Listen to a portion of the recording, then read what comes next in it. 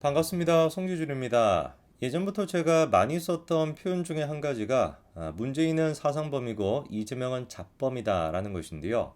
이재명 같은 경우는 사상이 딱히 없는 인간이죠. 정말로 권력을 가져올 수 있다라고 한다면 박근혜 전 대통령을 존경한다라고도 얘기할 수 있는 사람이 이재명입니다. 제가 보기에는 진짜 이재명이 대통령이었다면 상상하기도 싫은 끔찍한 상상입니다만 진짜 뭐 핵가닥해가지고 나는 보수주의자다 이런 어떤 코스프레 할 수 있을 가능성이 충분히 있는 사람이에요. 그러니까 권력을 위해서라면 여론이 그렇다라고 한다면 뭐가 됐든지 간에 잡스럽게 다 끌고 올 수 있는 사람 그리고 끊임없이 자기의 사리사욕을 채우려고 하는 사람 그게 이제 이재명이다라고 볼 수 있는 것이고 문재인이 같은 경우는 글자 그대로 사상범입니다. 저는 그렇기 때문에 오히려 국가적인 차원에서 더 큰 피해를 줄 수 있는 사람이 문재인이라고 보거든요.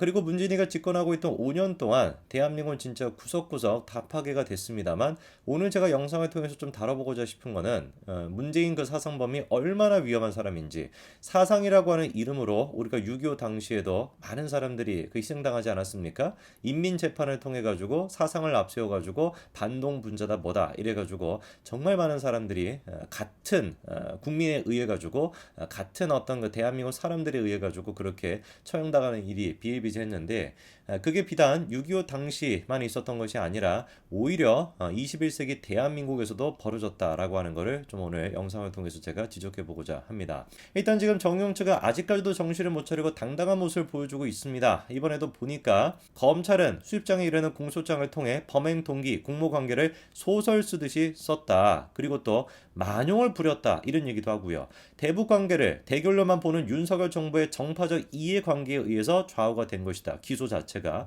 전 정권 흠집을 내기 위해서 검찰의 공소권 남용이다. 이런 얘기를 지금 변호인이 하고 있습니다.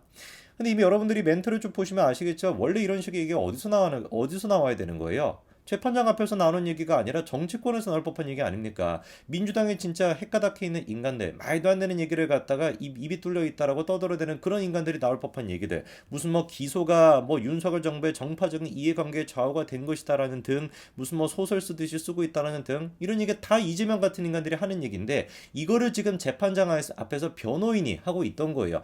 기가 찰 도르신 거 아니겠습니까? 그리고 결정적이었던 것이 뭐냐, 심지어 참여연대가 발간한 보고서까지도 내용을 인용하면서 검찰을 비판했던 게 누구였던 거예요? 정의용의 변호인이었던 겁니다. 이게 정상이 아닌 것이죠. 변호인이라고 한다면 법리적인 어떤 그런 거에 따라 가지고 기소가 제대로 된 거다 안 된 거다 이거를 지금 따져 묻고 있어야 되는 것인데 이재명의 지금 빙의를 해가지고 참여연대가 발간한 보고서 같은 거 뭐 읽어볼 필요도 없는 가치도 없는 그런 거를 인용하면서 검찰을 비판하고 앉아 있으니까 변호인조차도 변호를 하겠다는 생각이 없는 거예요. 그냥 정치질을 하겠다는 걸 불가한 거죠. 그러니까 저 얘기를 듣고 있다가 검찰이 기가 차가지고 검찰의 기소 자체를 어떻게 시민단체 평가로 할 수가 있냐라고 말을 끊었는데 거기에도 끝까지 변호인이 굴하지 않고 불편하겠지만 하면서 계속해가지고 검찰을 비판을 했다라는 겁니다. 그래서 결국에 재판부가 나서가지고 잠깐만요 라고 얘기하면서 변호인을 진정을 시키고 검사 쪽이 얘기를 할 수가 있게 됐는데 검찰 얘기를 한번 들어보십시오. 이렇게 얘기가 나옵니다.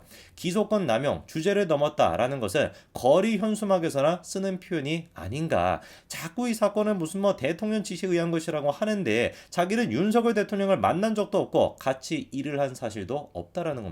제발 그러니까 상식적으로 좀 하자라는 거예요. 변호인이라고 한다면 법리 다툼을 하면 되는 것이지 왜 도대체 법리 다툼을 하러 와가지고 윤석열이라고 하는 이름이 나오는 것이고 참여연대 얘기가 나오냐. 정확하게 그러니까 지금 이 변호인 자체도 어떻게 작정을 한 겁니까? 이민재판을 하겠다라는 거예요. 6.25 당시 이념과 사상을 앞세워가지고 사실과 팩트와 법리를 기반으로 해가지고 누군가에 대한 재판을 여는 것이 아니라 인민다툼을 하겠다라는 거 아닙니까? 자기를 지금 따르고 있는 개딸들을 상대로 지금 메시지를 내고 있는 것이지 저게 어떻게 재판장을 상대로 얘기를 하는 거겠어요. 그리고 이런 식의 어떤 인민재판이 정확하게 어디에서도 드러났던 겁니까? 탈북 어민에 대한 강제 북송에서도 그대로 드러났던 겁니다.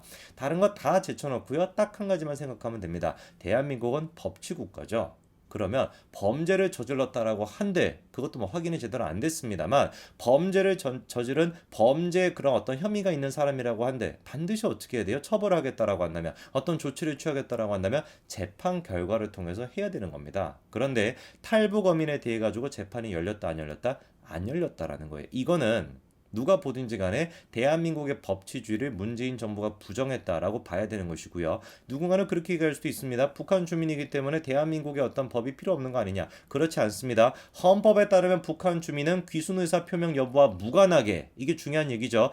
귀순의사 표명 여부와 무관하게 대한민국 국민으로 헌법이 규정하고 있습니다. 그렇기 때문에 정부가 만약에 탈북 어민이라고 하는 이유만으로, 귀순 의사를 밝히지 않았다는 이유만으로 대한민국 국민이 누구나가 누릴 수 있는 재판을 받을 권리를 무시했다라고 한다면 이거는 헌법 자체를 부정했다. 국민이라고 하는 개념 자체를 부정했다라고 볼 수밖에 없는데, 그게 정확하게 문재인 정부가 했던 거였어요. 귀순 의사를 밝히지 않았기 때문에 라는 식으로 얘기를 했었고, 그리고 무슨 뭐 흉악한 범죄자이기 때문에 라는 식으로 얘기해가지고 재판 없이 그냥 강제 북송을 시켰다라는 거 아닙니까? 정확하게 그러니까 문재인 정부가 대한민국의 법치를 부정했다라고 볼 수밖에 없는 것이죠.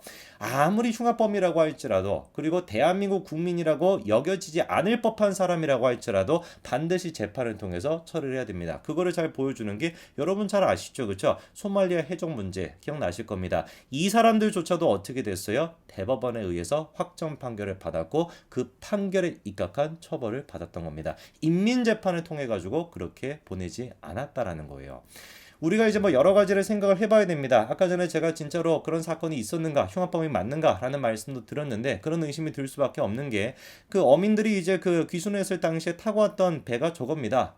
목선입니다. 목선. 그리고 그 목선의 크기를 우리가 생각을 해봤을 때, 저기서 지금 19명이 타고 왔다라는 거예요. 저 작은 목선에. 근데 이제 문재인 정부가 밝혔던 범죄 혐의에 따르면 어떻다라는 겁니까? 저렇게나 작은 목선에 11명이 타고 있었는데 놀랍게도 3명이 16명을 저 세상으로 보냈다는 거예요.